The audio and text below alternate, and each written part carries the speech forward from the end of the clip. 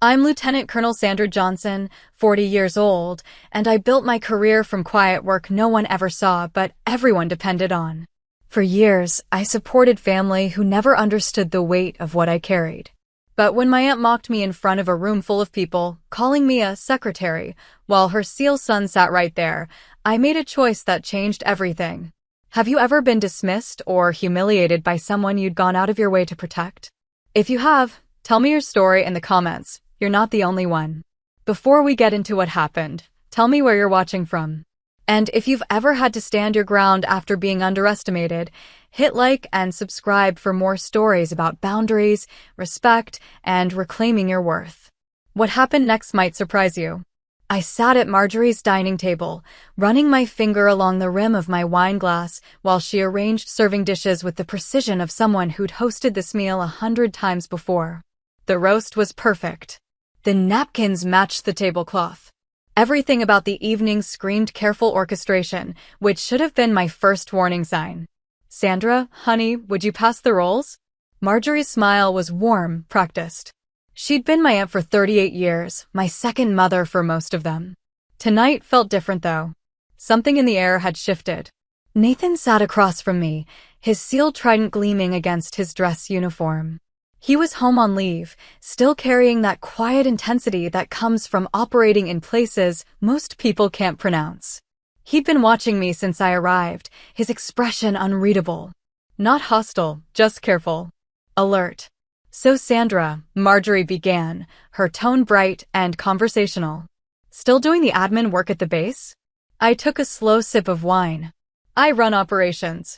There's administrative work involved, but that's not the primary function. Oh, of course. She waved her hand dismissively. I just mean, desk work. Not like Nathan's job. He's out there really serving. Nathan's jaw tightened slightly. I caught it because I'm trained to catch micro-expressions, subtle shifts in body language that signal discomfort or danger. He knew something his mother didn't. Different roles require different skill sets, I said evenly. The military needs both. My mother, Elaine, reached for the potatoes with a little too much enthusiasm, trying to redirect. This roast is delicious, Marge. You'll have to give me the recipe. But Marjorie was already committed to her trajectory. I'd seen this pattern before over years of family dinners and holiday gatherings. The subtle comparisons. The gentle minimizing of my career while Nathan's accomplishments took center stage. Usually I let it slide. Tonight felt different. I just think it's interesting, Marjorie continued, how some people handle the dangerous work and others handle the paperwork that supports it. Both important, of course. Nathan set his fork down. Mom. What? I'm just saying Sandra has a nice, safe job. Nothing wrong with that. I could have corrected her then. Could have explained that my last 3 deployments took me to places where one wrong decision meant body bags coming home. Could have detailed the operations I'd planned and executed, the intelligence that prevented attacks, the networks I'd dismantled piece by careful piece. Instead, I took another sip of wine. I do what I'm trained to do, I said. And you're very good at it, I'm sure. Marjorie's smile was indulgent, the kind you'd give a child who'd drawn a nice picture. Nathan's told me about some of his missions. Well, what he can tell me. It sounds absolutely terrifying. I'm glad you don't have to deal with that kind of stress. Nathan was staring at his mother now with something close to alarm. He knew. He absolutely knew, and he was trying to signal her to stop. But Marjorie Bennett had never been good at reading rooms. The stress in my work is different, I offered. More analytical.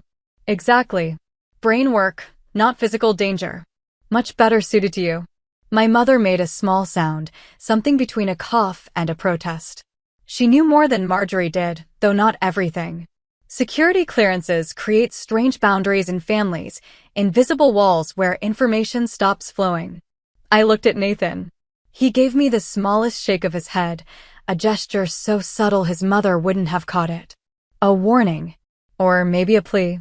How long is your leave? I asked him, changing the subject with the smoothness of someone who'd deflected thousands of questions in interrogation rooms. 2 weeks, he said, relief evident in his voice. Then back to Virginia. Still at Little Creek? Yeah, training pipelines keeping me busy. Marjorie laughed. Unlike Sandra's calendar. I bet you could take a vacation whenever you wanted. Actually, the operation tempo's pretty high right now, I said. I'm averaging 70-hour weeks. Doing what though? Marjorie leaned forward. I mean, really, what do you do all day? Nathan's training constantly, deploying, putting himself in harm's way. What's your typical day look like? The question wasn't innocent curiosity. It was a challenge wrapped in concern, designed to prove her point. I'd seen this interrogation technique used by amateurs who thought they were being subtle. It never worked on me. I can't discuss operational details, I said. See, that's what I don't understand. Nathan can't talk about his missions either, but we see the results. The medals, the commendations. I've never seen you in uniform, not once in how many years? 16?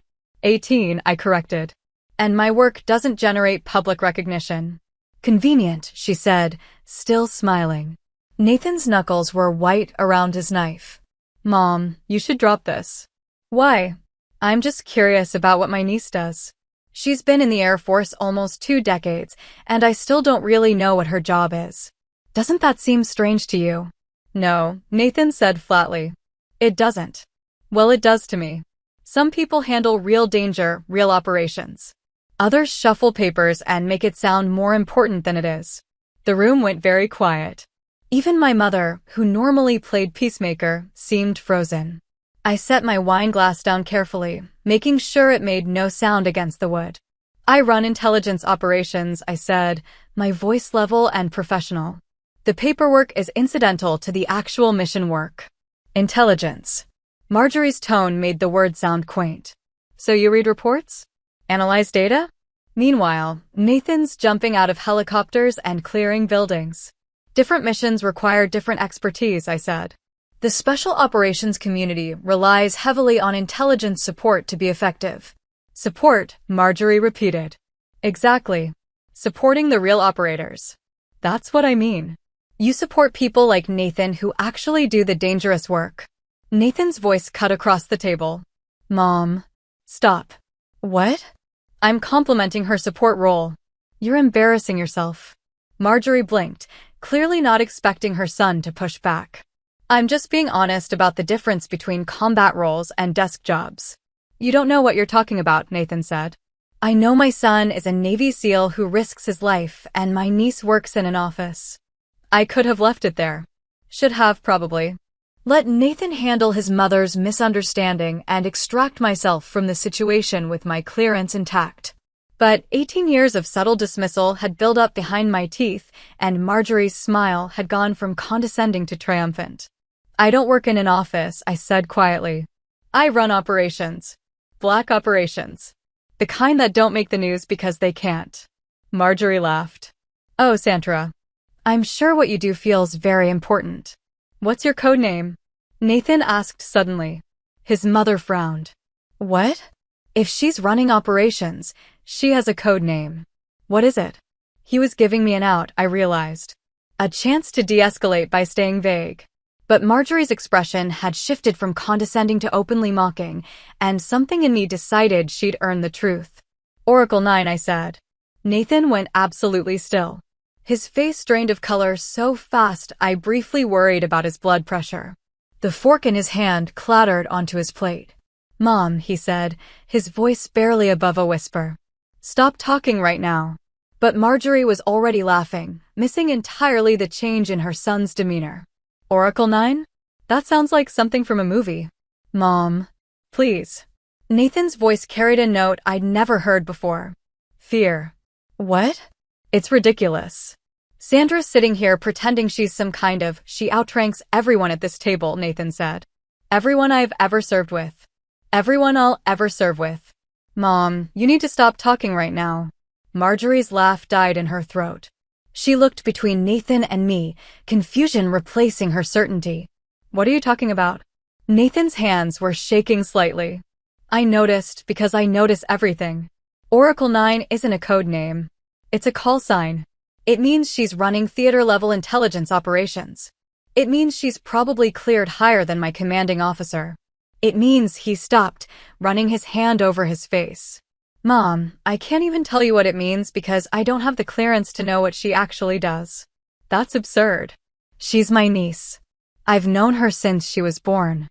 And I'm your son, and I'm telling you to stop. Nathan's voice was hard now, the tone he probably used with subordinates who were about to do something catastrophically stupid. Please. Marjorie turned to me, her expression shifting from confusion to something harder.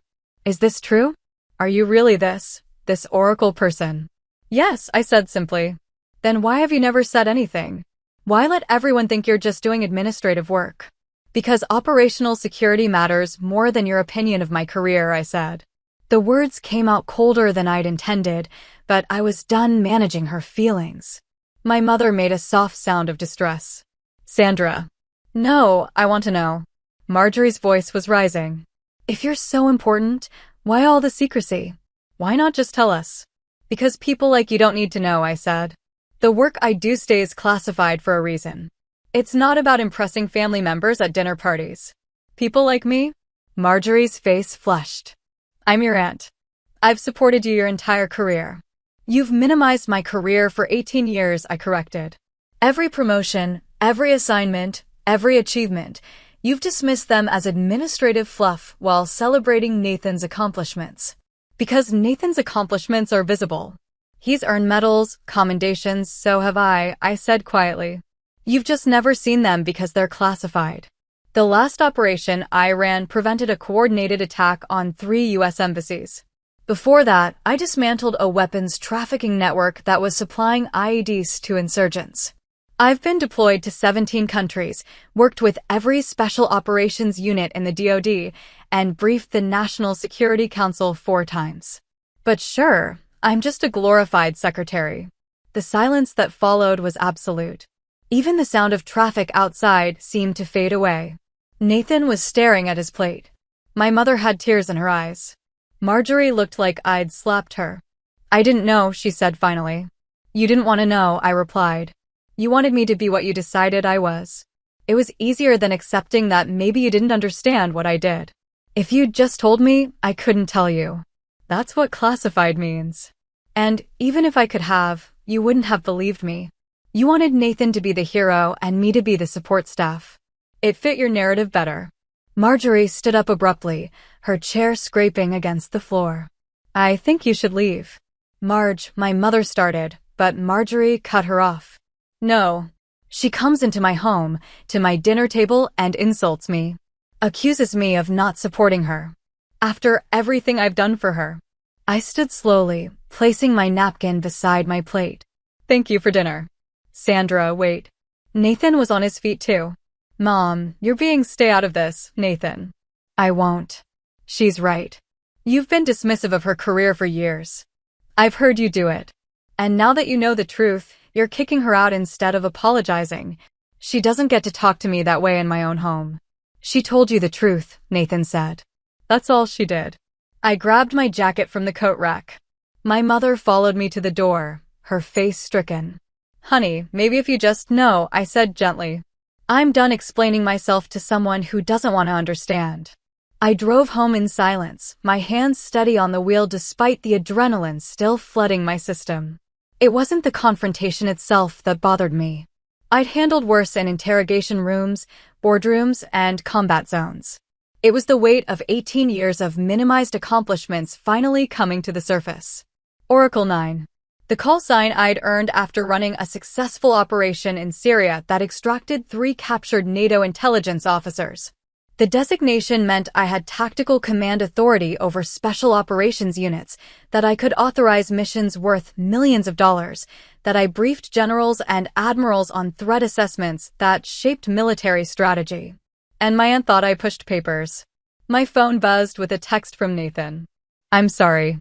I tried to warn her. I didn't respond. What was there to say? At home, I poured another glass of wine and sat on my back porch, watching the sun set over the base in the distance. The classified folders in my safe contained details of operations that would never make the news, names of assets whose lives depended on my discretion, intelligence assessments that predicted threats months before they materialized. Important work. Essential work. Work that had cost me relationships, sleep, and pieces of my peace of mind. But to Marjorie, I was just a glorified secretary. The anger had faded by the time I finished my wine. What remained was clarity. I'd spent 18 years trying to maintain a relationship with someone who fundamentally didn't respect what I did. Not because she was malicious, but because she decided what my career was worth without ever asking questions. Without ever considering that the secrecy itself might indicate significance. I thought about the moment Nathan's face had changed. The recognition, the fear. He understood what Oracle 9 meant because he operated in that world. He'd seen the intelligence briefings, worked with people who had clearances like mine, understood the weight of classification. His mother didn't, and more importantly, she hadn't wanted to. My phone buzzed again. This time it was my mother. Please call me when you can. Marge is very upset. I deleted the message. The next morning, I was back on base at 0500 hours, reviewing intelligence reports from overnight operations. Major Renee Park dropped a folder on my desk and whistled low. You look like you got into a fight with a brick wall. Family dinner, I said. Say no more. Renee had her own stories about relatives who didn't understand classified work. What happened? My aunt called me a glorified secretary in front of her SEAL son. Renee's eyes widened. Please tell me you corrected her. I gave her my call sign. Oracle 9. Renee started laughing. Oh God. What did the SEAL do? Went pale and told his mother to stop talking. Beautiful. Absolutely beautiful. Renee sat on the edge of my desk. Let me guess. She still didn't get it. She kicked me out for being disrespectful. Of course she did. Because admitting she was wrong would require acknowledging she's been wrong for years. Renee shook her head. Civilians. I swear, they think anything that doesn't involve a rifle and a uniform photo is clerical work. Nathan understood. He would. Anyone with a clearance above secret understands that the people running intelligence operations are usually scarier than the trigger pullers. No offense to trigger pullers. None taken on their behalf, I said dryly. Colonel Soto appeared in my doorway, his expression serious. Johnson. Brief in 10 minutes. We've got movement on that network in Kabul. Yes, sir. I grabbed my folders and stood. Renee watched me go, calling after me. For what it's worth, I'd take you over a SEAL any day. You're scarier. The brief took 3 hours. We'd identified a new cell operating out of Kabul, funneling money to extremist groups across the region. My analysis had tracked their financial movements through 6 countries, identified their leadership structure, and mapped their communication networks. By the time I finished presenting, Colonel Soto had authorized a joint operation with CIA to dismantle them. Excellent work, Johnson, he said. When can you have the op plan ready? 48 hours, sir. Make it 36. We need to move before they shift locations again. This was my world. Clean analysis, decisive action, tangible results. No one here questioned my competence or reduced my work to administrative tasks. They knew what I was capable of because they'd seen the results. The operations that succeeded, the threats that never materialized, the intelligence that saved lives. I worked through lunch, through dinner, through the evening until my eyes burned from staring at screens. By 2200 hours, I had the operational framework drafted. Another 12 hours would give me the detailed plan Colonel Soto needed. My phone buzzed. Another message from my mother. Please talk to Marge. She's hurt. I set the phone face down and went back to work. The next morning brought more messages. My mother, asking me to call. Marjorie herself, saying we needed to talk. Even a cousin I hadn't heard from in years, telling me I'd been too harsh. I responded to none of them. Instead, I finished the operational plan, presented it to Colonel Soto, and got approval to move forward. The operation would launch in 72 hours. 3 teams, 2 countries, coordinated strikes to take down a network that had been operating with impunity for 18 months. You make this look easy, Renee said, reading through my plan. This is brilliant work, Sandra. It's what I'm trained to do. Yeah, but you're exceptionally good at it. You know that, right? I did know. I'd spent 18 years becoming exceptional at it. 18 years of deployments and briefings and operations that required precision, discretion, and expertise. 18 years that my aunt had reduced to paperwork and administrative tasks. Nathan called that evening. I almost didn't answer, but curiosity won out. Sandra, please don't hang up. I'm listening. Mom wants to apologize. Does she actually want to apologize, or does she want me to pretend nothing happened? Silence on the other end. Then, probably the second one if I'm honest. Then no. I figured. Look, I need you to know I've tried explaining to her what Oracle 9 means. She's not getting it. Or she doesn't want to get it. I know. I'm sorry. I should have shut her down years ago when she started making those comments about your career. It's not your responsibility to manage your mother's opinions. Maybe not, but your family. You deserved better. The word family stuck with me after we hung up. What did family mean when it only flowed one direction? When support was conditional on your achievements fitting someone else's narrative? When respect had to be earned through public validation rather than private trust? I'd spent 18 years trying to maintain that connection, accepting the minimization because I valued the relationship. Or I thought I valued it. Maybe what I'd really valued was the idea of it. The aunt who'd been like a second mother, who'd celebrated my childhood achievements, who'd made me feel seen and supported. That person didn't exist anymore if she ever really had. The messages continued over the next week. Marjorie's went from hurt to indignant to guilt-tripping. After everything I've done for you, I didn't raise you to be so cold. Families should be able to forgive each other. I read them with the same clinical detachment I applied to intelligence reports. Manipulative phrasing, deflection of responsibility, appeal to obligation. None of it addressed the actual issue, which was 18 years of disrespect crystallized into one humiliating dinner.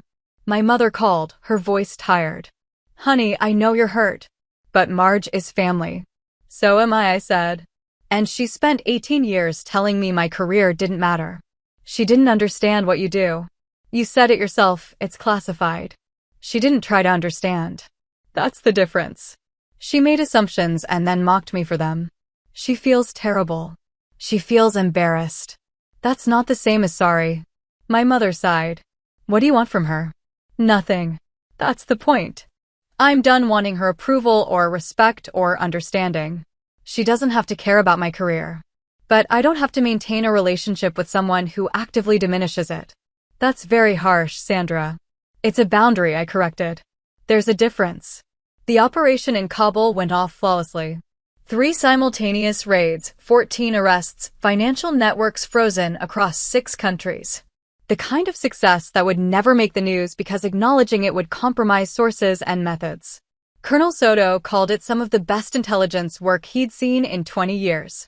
You're up for Lieutenant Colonel next board, he said. With work like this, you'll make it easily.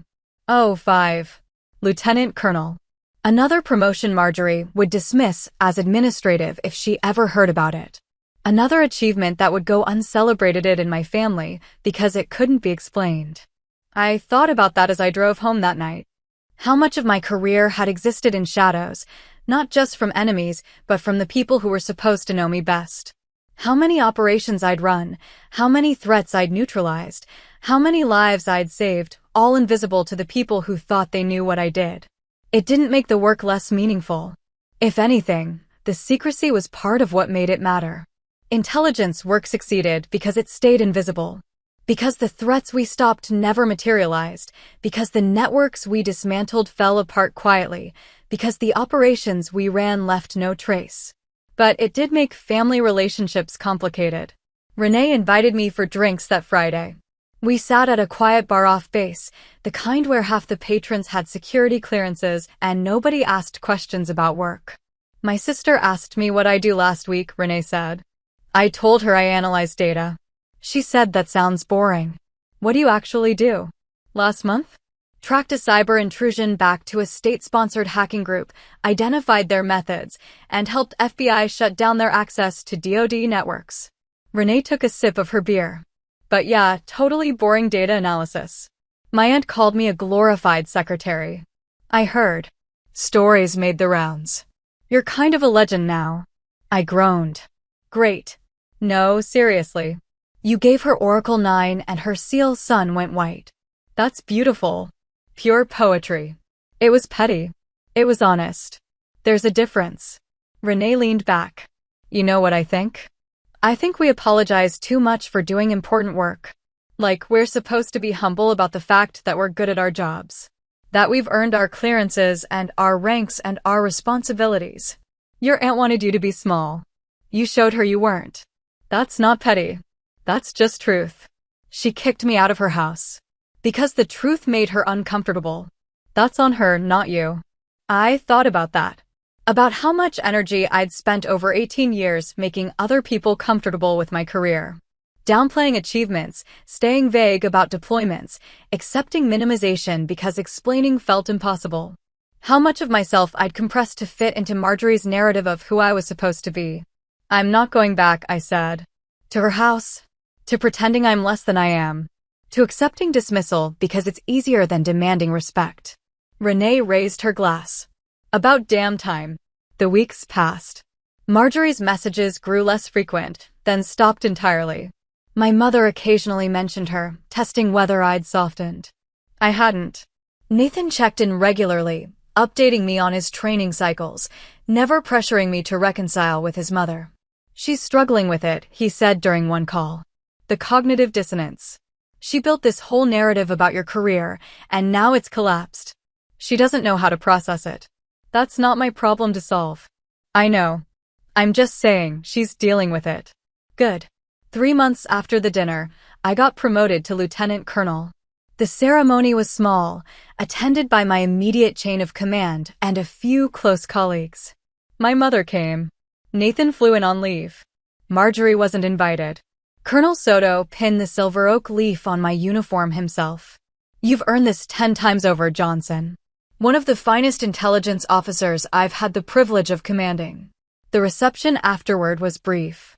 My mother hugged me tightly, tears in her eyes. I'm so proud of you, honey. Thanks, Mom. Marge wanted to come. I didn't invite her. I know. But she wanted me to tell you she's proud too. I looked at my mother, this woman who'd always tried to keep peace, to smooth over conflicts, to maintain family connections no matter the cost. Is she proud of what I've actually done, or proud of the rank because it sounds impressive? My mother opened her mouth, then closed it. She didn't have an answer. Nathan found me later, 2 beers in hand. Congratulations, Lieutenant Colonel. Thanks. How long are you home? Another week. Then back to the teams. Training or deployment? Can't say. He grinned. But you probably already know. I probably did. Oracle 9 had access to operational schedules across the special operations community. But I wouldn't confirm it. Hope it goes well. Mom's been asking about you. I'm sure she has. She wants to fix this. Does she understand what this is? Nathan took a long drink of his beer. Honestly? I don't think so. I think she understands she was wrong about your career. But I don't think she gets why that matters so much. Why it's not just about one bad dinner. Because it was 18 years of bad dinners. 18 years of being made to feel like my service didn't count. Like I was playing dress up while you were doing real work. I never thought that. I know. But your mother did. And she made sure I knew it. We stood in comfortable silence for a while. Nathan had always been good at silence. The kind of person who understood that not everything needed words. You know what the funny thing is? I said eventually. I didn't need her approval. I knew my work mattered. But I wanted her to see it. I wanted her to understand that what I did was important. Not more important than what you do, just important in its own way. She should have seen it. Yeah, she should have. Work continued. New operations, new threats, new challenges. I ran briefings for visiting generals, coordinated with CIA on joint operations, mentored junior intelligence officers, and continued doing the work that never made headlines. My team dismantled a weapons trafficking network operating out of Eastern Europe. We identified and neutralized a cyber threat targeting military communications. We provided intelligence that prevented 3 separate attacks on U.S. personnel overseas. Important work. Essential work. Work that would never earn public recognition because its success depended on staying invisible. Marjorie sent a letter 6 months after my promotion. Not a text, not an email, an actual letter, handwritten on cream-colored stationery. Dear Sandra, I know I hurt you. I've been thinking about that dinner for months, and I understand now that I was dismissive of your career. I didn't mean to be. I simply didn't understand what you did, and I made assumptions that were unfair. I'm proud of you. I always have been. I hope someday you can forgive me. Love, Aunt Marge. I read it 3 times, looking for the actual apology hidden somewhere in the careful phrasing. It wasn't there. Just acknowledgement of hurt, explanation of ignorance, and a request for forgiveness. No accountability. No recognition of the pattern of behavior. No understanding that the issue wasn't one dinner, but 18 years. I filed the letter away and didn't respond. You could throw her a bone, my mother suggested when I mentioned it. Let her know you received it. Why? Because she's trying. She's trying to make herself feel better. That's different from actually making amends. My mother sighed. You've gotten very hard, Sandra. I've gotten clear about boundaries. Those aren't the same thing. The conversation bothered me, though. The suggestion that maintaining a boundary was hardness, that refusing to accept a non-apology was somehow cruel. I thought about it during my run that evening, feet pounding the pavement while my mind worked through the logic. Hardness would be punishing Marjorie, seeking revenge, trying to hurt her the way she'd hurt me. I wasn't doing any of that. I was simply refusing to maintain a relationship that had become one-sided and disrespectful. I was declining to invest energy in someone who'd made clear they didn't value my career or my accomplishments. That wasn't hard. That was healthy. Renee agreed when I vented to her over lunch. Your mom's from a generation that thinks family peace matters more than individual dignity. She wants you to absorb the disrespect so everyone can pretend things are fine. I'm tired of pretending things are fine. Good. You should be. You're a lieutenant colonel running classified operations. You brief generals. You have tactical command authority over special operations units. You've spent nearly 2 decades becoming exceptional at one of the hardest jobs in the military. And your aunt thinks you push papers. Screw that. I feel guilty, though. Of course you do. She trained you to feel guilty. Every dismissive comment, every minimized achievement, that was training you to accept less than you deserve. Renee pointed her fork at me. But you know what? You don't owe her access to your life. You don't owe her forgiveness. You don't owe her anything except basic civility, and even that's debatable. The guilt faded over time. What replaced it was something steadier, certainty. Certainty that I'd made the right choice. That boundaries weren't punishment, but protection. That respect couldn't be demanded, but it also couldn't be optional. A year after the dinner, I was sitting in my office when Nathan called. Hey, got a minute? Always. What's up?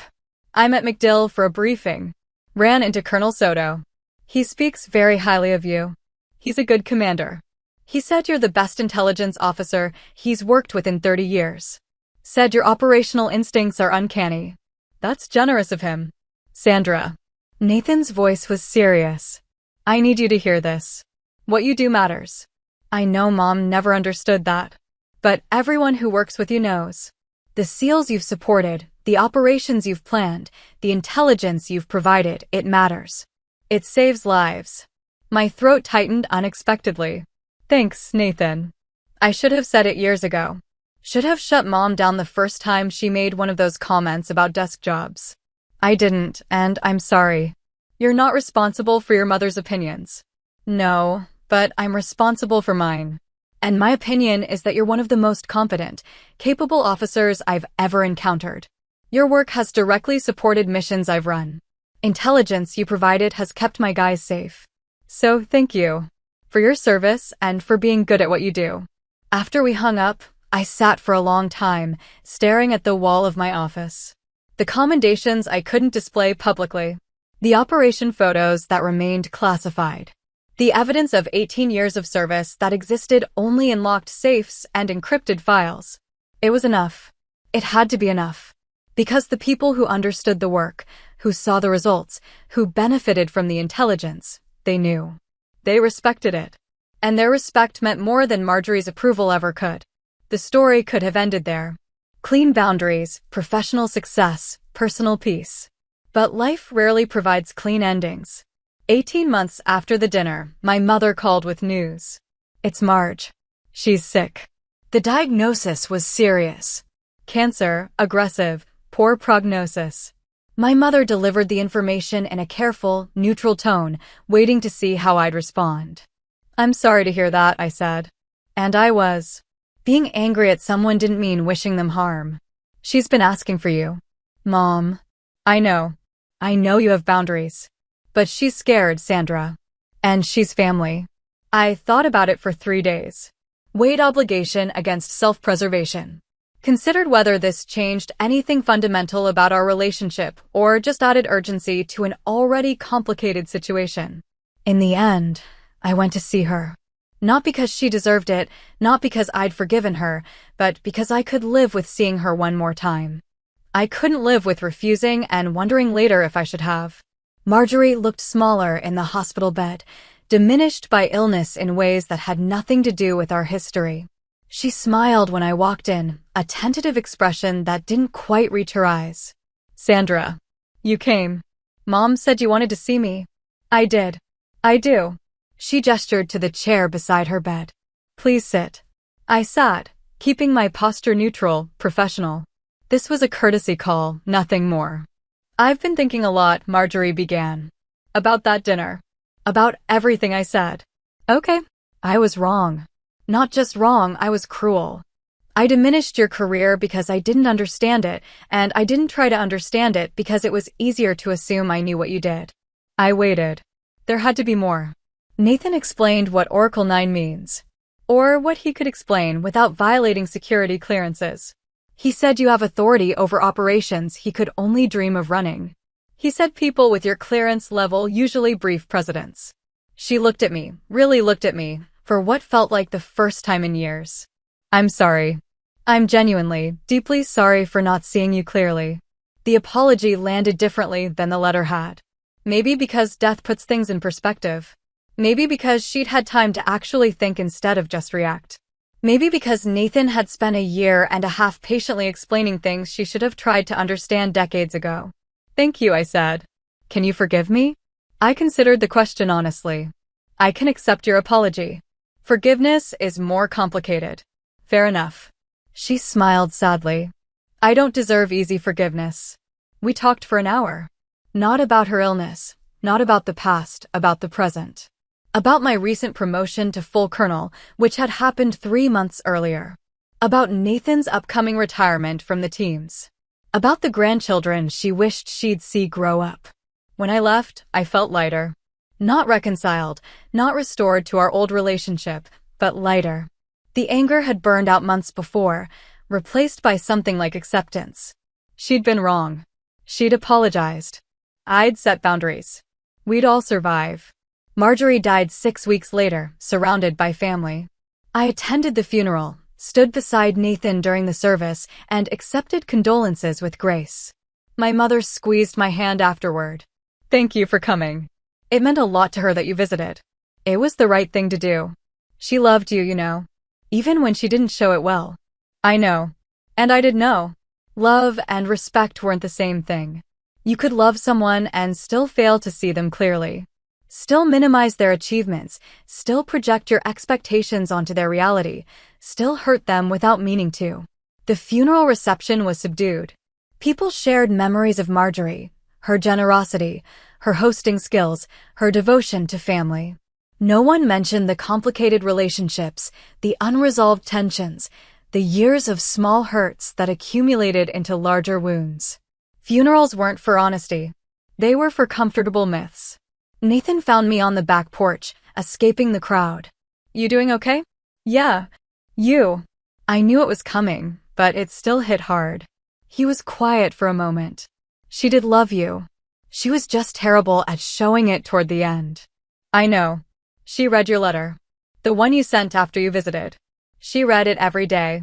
I'd written it carefully, threading the needle between honesty and kindness. Acknowledging her apology, explaining my boundaries, wishing her peace. It felt important to put things in writing, to leave a record that wasn't just anger and hurt. "I'm glad," I said. "She told me once, near the end, that she was proud of you. Really proud. Not just of your rank, but of who you'd become. She said you were stronger than she ever was." The words should have felt validating. Instead, they just felt sad. All those years she could have said it, could have shown it, could have seen me clearly, and she'd waited until she was dying to finally understand. Thank you for telling me, I said. We stood together in the fading light, two military officers who'd chosen different paths, but ended up in similar places. Understanding sacrifice, embracing duty, serving in ways most people would never see or understand. I'm putting in my retirement papers next month, Nathan said suddenly. 20 years. Yeah, time to do something else. Maybe teach. Maybe consult. Definitely something that doesn't involve getting shot at. You've earned it. So have you. When's your retirement? I laughed. I'm not sure I know how to be anything else. You'll figure it out when the time comes. He looked at me seriously. You know what Mom said was right, though? You are stronger than most people. Stronger than me, probably. Different strengths. Maybe. But you set boundaries and kept them. You demanded respect and didn't back down when it was easier to just give in. That takes guts. We went back inside eventually, rejoining the reception, playing our roles as grieving family members. But Nathan's words stayed with me through the rest of that evening and into the weeks that followed. Strength. Not hardness, not coldness, not cruelty. Strength. The strength to say this isn't acceptable and mean it. The strength to walk away from relationships that diminished rather than supported. The strength to value your own accomplishments even when others couldn't or wouldn't. 3 months after Marjorie's funeral, I was sitting in a classified briefing room at the Pentagon, presenting threat assessments to a room full of flag officers. Colonel Soto introduced me with his characteristic efficiency. Lieutenant Colonel Johnson has been tracking this network for 18 months. Her analysis is impeccable. The brief went well. Questions were sharp but fair. My answers were thorough, backed by solid intelligence. By the time I finished, the Joint Chiefs had authorized a multi-theater operation based entirely on my recommendation. Walking out of the Pentagon that afternoon, I thought about Marjorie. About how she'd never known this version of me existed. The version who briefed generals, who ran operations spanning continents, who made decisions that shaped national security policy. Maybe that was okay. Maybe not everyone needed to see every version of who we were. Maybe it was enough that the people who mattered, my colleagues, my commanders, the people I served with, understood and respected the work. I called Nathan from my car. Hey, got a question for you. Shoot. When you were deployed, how did you deal with the fact that most people back home had no idea what you actually did? He was quiet for a moment. I stopped caring what they thought. The guys I served with knew. The missions we ran mattered. That was enough. Yeah, I said. That makes sense. Mom stuff still bothering you? Not bothering me. Just thinking about it. About what she understood versus what she didn't. About whether it mattered. Did it? I thought about that. It mattered at the time. Now? Less so. That's growth, Nathan said. You're allowed to move on. After we hung up, I sat in the Pentagon parking lot for a long time, watching officers and civilians move through their days. All of them carrying stories no one else would fully understand. All of them serving in their own ways, visible or invisible, celebrated or silent. My phone buzzed with a message from Renee. Heard your brief went well. Drinks to celebrate. I smiled and typed back, yes. Pick the place. Life moved forward. It always did. New operations, new threats, new challenges. I continued doing work that mattered, with people who understood its value. I maintained boundaries with family members who struggled to see me clearly. I built relationships with colleagues who respected my expertise. 6 months later, I made full colonel. The promotion ceremony was larger this time, attended by more people, covered with more formality. Colonel Soto had moved on to a new assignment, but he flew back for the ceremony, insisting he wouldn't miss it. You're going places, Sandra, he said afterward. Mark my words, you'll be wearing stars before you retire. I'm not sure about that, sir. I am. You've got the instincts, the experience, and the results. DoD needs more general officers who understand intelligence operations. You'd be perfect. The idea stayed with me. General officer. Oh, 7 or higher. The kind of rank that came with significant responsibility and even more significant pressure. The kind of rank that required sacrificing even more privacy, more time, more pieces of yourself to the mission. I wasn't sure I wanted it, but I also wasn't sure I didn't. That night, I stood in my backyard, looking up at the stars, thinking about Marjorie. She died believing I was important, finally understanding that my work mattered. But she never really understood what the work was. Never knew about the operations I'd run, the threats I'd stopped, the lives I'd saved. And that was okay. Some things weren't meant to be shared. Some accomplishments lived only in classified folders and encrypted files. Some victories were silent, celebrated only by the people who understood what they'd prevented rather than what they'd achieved. My career had taken me places most people would never see, shown me threats most people would never imagine, and given me responsibilities most people couldn't fathom. I'd earned every rank, every clearance, every call sign. I'd paid for them with time and relationships and pieces of my peace of mind. But I'd also built something that mattered. Something that made a difference. Something that would outlast any family drama or personal conflict. Oracle 9. A call sign that meant something to the people who needed to know. A designation that carried weight in the communities where it counted. A symbol of 18 years of exceptional service in work that stayed invisible by design. Marjorie had called me a glorified secretary. She'd been wrong, and she'd eventually understood that. But more importantly, I'd never needed her to be right. I'd known my value all along. I'd just wanted her to see it. In the end, though, her seeing it or not seeing it hadn't changed anything fundamental. The work remained important. The operations continued. The threats were neutralized. And I kept serving, kept analyzing, kept providing the intelligence that kept people safe. Some people only understand the worlds they recognize. The rest of us serve where they never look, doing work they'll never see, making a difference they'll never know about. And that's enough. It has to be. Because the work itself is the point, not the recognition.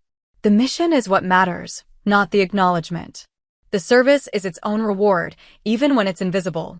I went back inside, poured a glass of wine, and sat down to review the briefing materials for tomorrow's meeting. Another operation to plan. Another threat to assess. Another day of work that would never make headlines, but would absolutely make a difference. My phone buzzed one more time. Nathan, sending a photo of himself in civilian clothes. First day of retirement. Feels weird, but good. I smiled and typed back, "Congratulations. You earned it."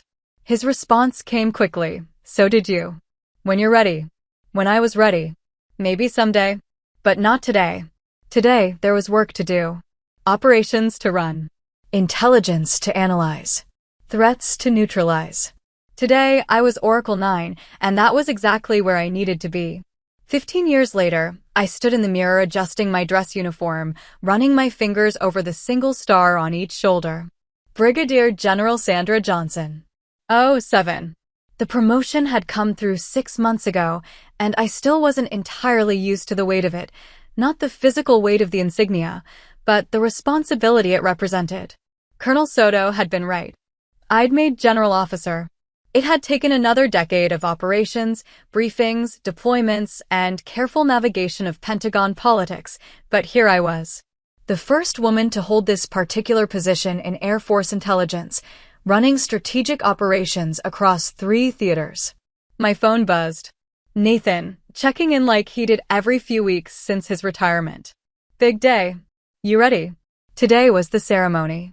Not my promotion ceremony, that had happened months ago in a small, classified event attended only by people with appropriate clearances. No, today was different. Today, the Air Force was dedicating a new intelligence operations center, and I was giving the keynote address.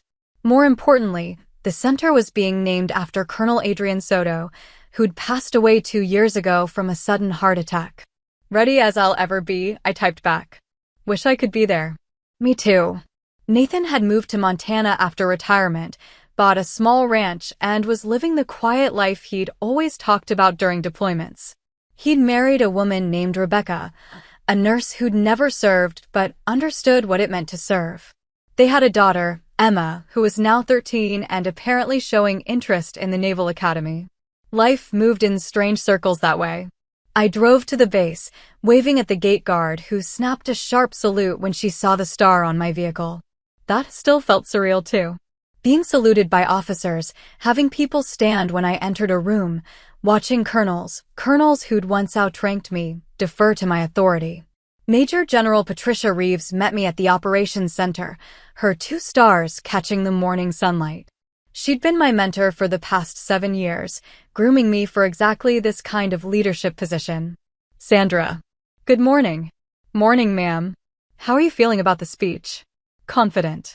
Colonel Soto deserves the recognition, even if most people will never know what he actually did. Patricia smiled. The people who need to know will know. That's what matters. The ceremony started at 10:00 hours. The crowd was smaller than a typical military ceremony, only about 200 people, all with appropriate clearances. No press, no public spectators, no family members who didn't have need to know. This was an intelligence community event, which meant it stayed within the community. I'd written the speech myself, spending weeks getting the balance right, honoring Colonel Soto's legacy without compromising classified information, explaining the importance of intelligence work without revealing operational details, making people understand the significance of what we did while maintaining the secrecy that made our work effective. When it was my turn to speak, I stepped up to the podium and looked out at the audience. Intelligence officers from every branch, CIA personnel, NSA representatives, contractors with top-secret clearances, people who understood the world I'd lived in for 33 years. Colonel Adrian Soto once told me that intelligence work succeeds because it stays invisible, I began. That the best operations are the ones no one ever hears about, because the threats we stop never materialize. The attacks we prevent never happen. The networks we dismantle fall apart quietly, without fanfare or headlines. I paused, letting that sink in. For 32 years, Colonel Soto embodied that principle. He ran operations that saved countless lives. He mentored officers who went on to lead the intelligence community. He made decisions that shaped national security policy in ways the public will never know and can never appreciate. And he did it all without seeking recognition, without demanding acknowledgement, without needing validation from people who couldn't understand the scope of his work. I saw heads nodding throughout the audience. These were my people. They understood. This operations center bears his name because the people in this room know what he accomplished. We know the operations he ran, the threats he neutralized, the lives he saved. We know because we worked beside him, learned from him, and continued the mission he dedicated his life to. And while the world outside these gates will never understand the significance of this dedication, we do. We know. And that's enough. The applause was measured, professional. These weren't people who demonstrated emotion publicly. But I saw the respect in their faces, the understanding in their eyes. They'd all served with people like Colonel Soto. They'd all run operations that would never make headlines. They'd all made sacrifices that would never be publicly acknowledged. After the ceremony, I spent 2 hours doing meet and greets, shaking hands, accepting congratulations on my promotion, answering questions from junior officers who wanted advice on building intelligence careers. It was the part of general officer life I'd had to learn, the visibility, the mentorship expectations, the understanding that my experience now belonged to the next generation. A young Air Force captain approached me nervously. General Johnson? I'm Captain Lisa Chin. I just wanted to say thank you. For what, Captain?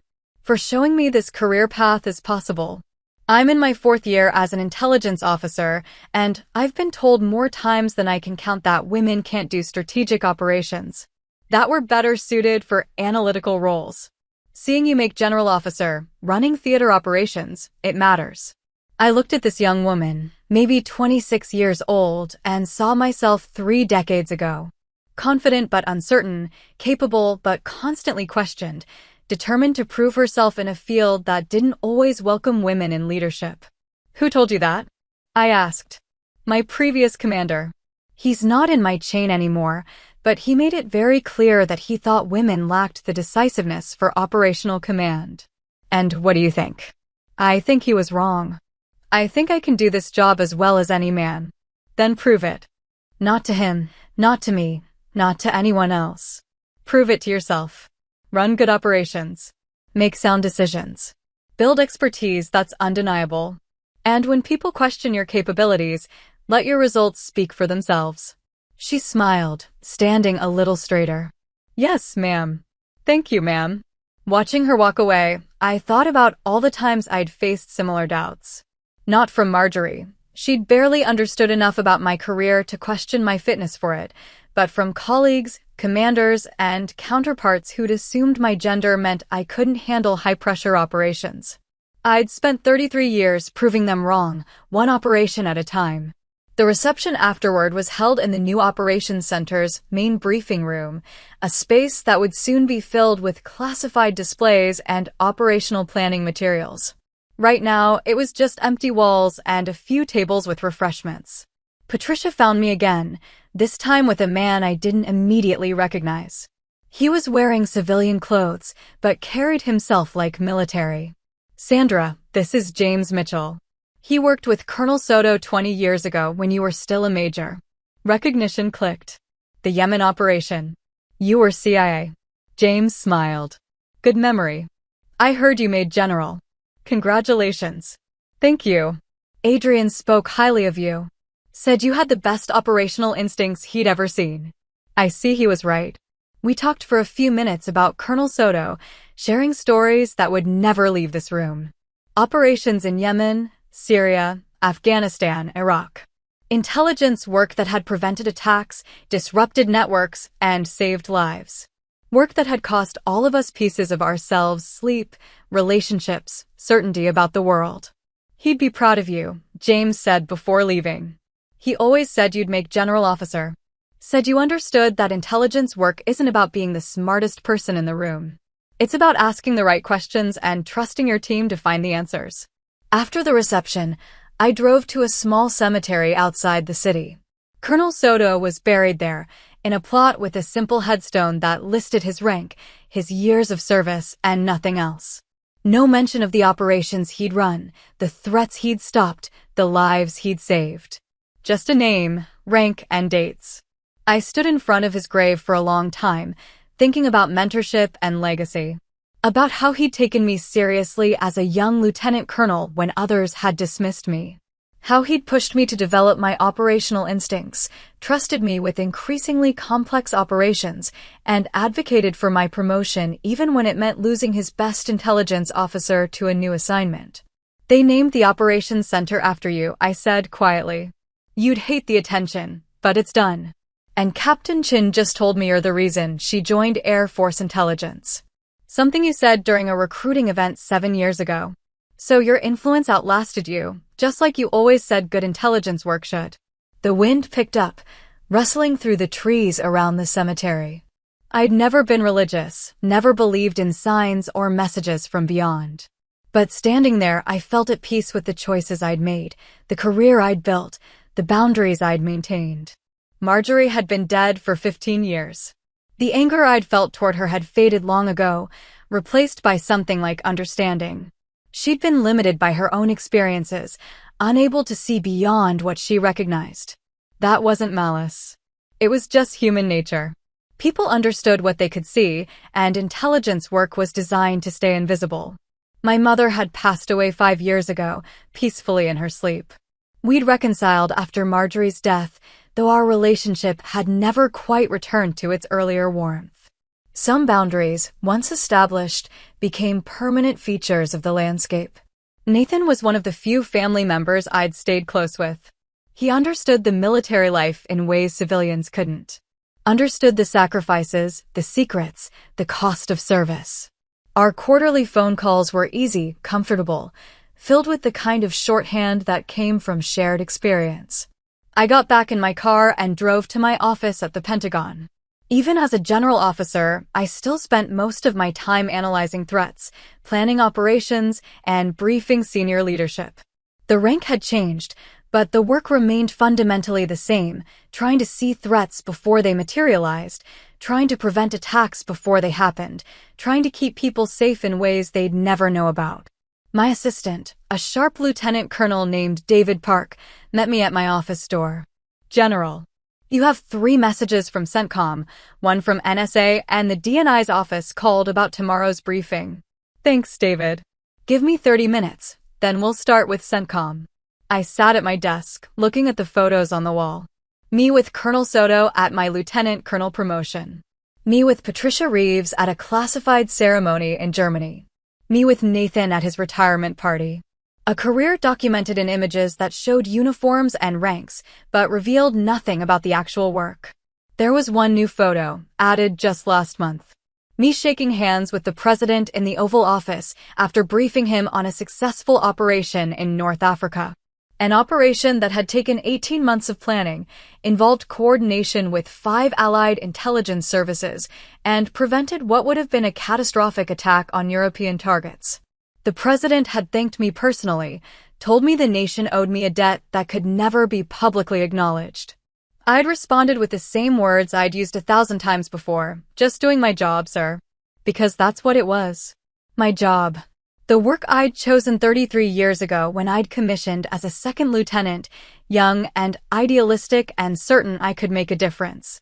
The work I'd committed to through promotions and deployments, through operations that succeeded and ones that failed, through relationships that ended and boundaries that hardened. David knocked on my door exactly 30 minutes later. General? CENTCOM is on the secure line. I picked up the phone and dove back into the work. An emerging threat in the Middle East. New intelligence from signals intercepts. Questions about operational capabilities and timeline feasibility. The kind of conversation I'd been having for 3 decades, just with more authority and responsibility behind my answers now. The day stretched long. Briefings, phone calls, secure video conferences with commanders across 3 time zones. I approved 2 operations, redirected resources on a 3rd, and shut down a 4th that had too many variables and not enough intelligence support. The work of a general officer, making decisions that affected hundreds of people, millions of dollars, and potentially thousands of lives. By 1800 hours, I was exhausted. David appeared in my doorway with a knowing look. General, you've been here since 0700. Everything else can wait until tomorrow. There's still the DNI briefing to prep, which you could do in your sleep at this point. Go home. That's an order from your assistant. I smiled. You can't order a general officer. Watch me. Go home, ma'am. I drove to my house in Arlington, a small 2-bedroom place I'd bought 5 years ago when the Pentagon assignment became permanent. It was quiet, clean, and exactly what I needed after long days of high-pressure decisions. I poured a glass of wine and sat on my back porch, watching the sun set over the city. My phone buzzed with a text from Nathan. Em wants to know what it's like being a general. I told her to ask you directly. Her number is 406-555-0147. Fair warning, she doesn't understand the concept of operational security yet. I laughed and saved Emma's number. Maybe I'd call her this weekend, try to explain what general officer life was like in terms a 13-year-old could understand. Though honestly, I wasn't sure I could explain it in terms I fully understood myself. The weight of responsibility. The constant awareness that decisions I made could mean life or death for people I'd never meet. The isolation that came with senior leadership, fewer peers, fewer people who understood the pressure, fewer opportunities to just be Sandra instead of General Johnson. But also the satisfaction. Knowing the work mattered. Seeing operations succeed because of good intelligence. Mentoring younger officers and watching them grow into capable leaders. Making a difference in ways that would never be publicly acknowledged, but were no less real for their invisibility. My phone rang. Patricia Reeves. Sandra. Sorry to bother you after hours. You're not bothering me, ma'am. What's up? I got the briefing materials for tomorrow's DNI meeting. Your threat assessment on the Eastern European networks is excellent. Best analysis I've seen in years. Thank you, ma'am. I'm serious. You've got a gift for seeing patterns others miss. It's why I pushed so hard for your promotion. The intelligence community needs more general officers who actually understand intelligence operations, not just administration. After we hung up, I thought about that. Understanding intelligence operations. That had been the core of my entire career, not just analyzing data, but understanding how pieces fit together, how threats evolved, how operations needed to adapt to changing circumstances. It was the same skill I'd tried to explain to Marjorie 15 years ago, when she dismissed my career as paperwork and administrative tasks. The same expertise Nathan had recognized immediately when I'd said Oracle 9. The same capability that had earned me promotion after promotion, clearance after clearance, responsibility after responsibility. I'd built a career on being good at something most people would never understand. On developing expertise in a field that stayed invisible by design. On making decisions that mattered deeply but would never be publicly celebrated. And I'd built it despite family members who couldn't see it, colleagues who doubted me, and a culture that sometimes struggled to accept women in strategic leadership roles. I'd built it through competence, determination, and a willingness to set boundaries with people who didn't respect the work. Marjorie would have been shocked to see me now. A general officer, running theater-level operations, briefing the president. The niece she'd called a glorified secretary had become one of the most senior intelligence officers in the United States military. But more than that, I'd become someone who understood her own worth. Someone who didn't need external validation to know her work mattered. Someone who'd learned that respect couldn't be demanded, but also couldn't be optional in relationships that mattered.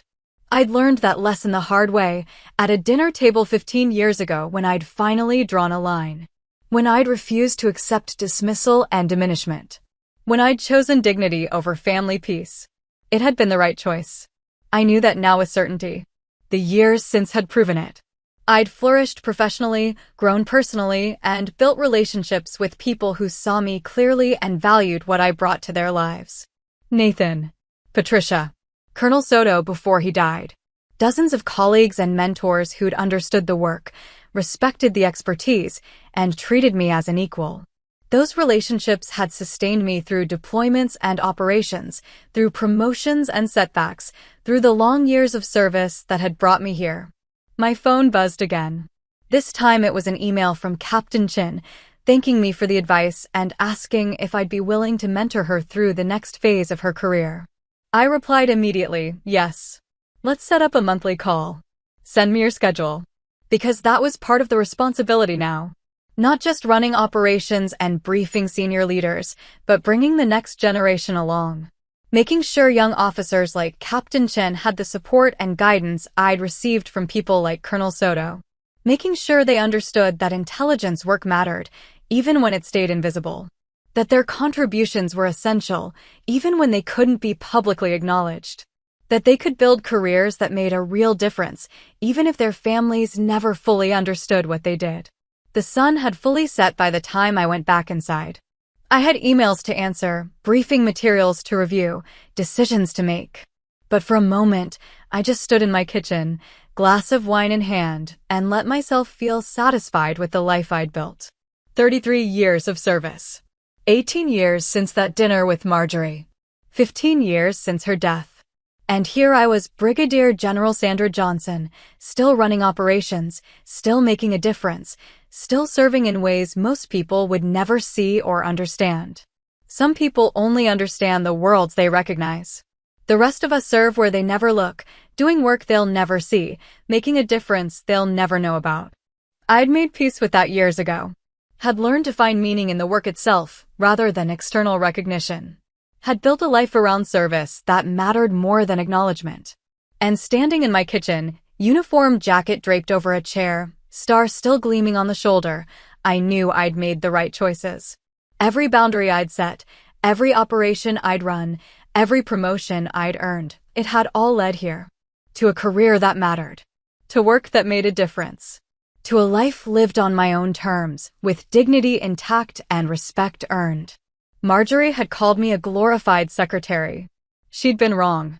But more importantly, her being wrong hadn't changed anything fundamental about who I was or what I'd accomplished.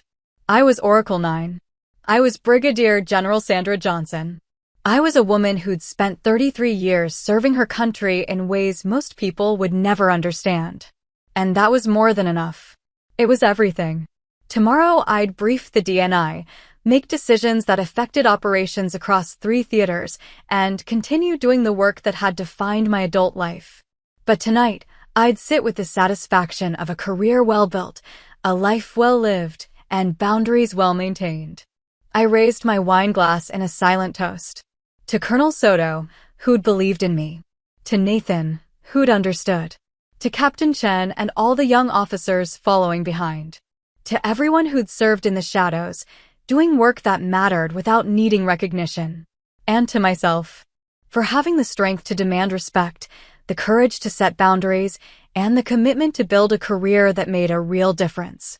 33 years. Hundreds of operations. Countless threats prevented. And one fundamental truth that had sustained me through it all: the work itself is the point, not the recognition. The mission is what matters, not the acknowledgement. The service is its own reward, even when it's invisible. Especially when it's invisible. I finished my wine, turned off the lights, and went to bed. Tomorrow would bring new threats, new operations, new decisions. But tonight, I slept soundly, secure in the knowledge that I'd earned every star on my shoulder and every ounce of respect that came with them. The rest was just noise. And I'd learned long ago to filter out noise and focus on signal. It's what made me good at my job. It's what made me who I was. General Sandra Johnson. Oracle 9. A woman who understood her worth and refused to accept anything less than the respect she'd earned. That was legacy enough. So that's how one dinner conversation rewrote the entire dynamic of my family. Sometimes all it takes is one moment of clarity to realize you've been giving too much to people who give nothing back. If you were in my place, what would you have done? Have you ever had someone underestimate you until the truth finally came out? And did you keep them in your life afterward or walk away? Let me know in the comments. If you want more true stories about standing up for yourself, hit like, subscribe, and turn on notifications. Your story matters, and you're not alone.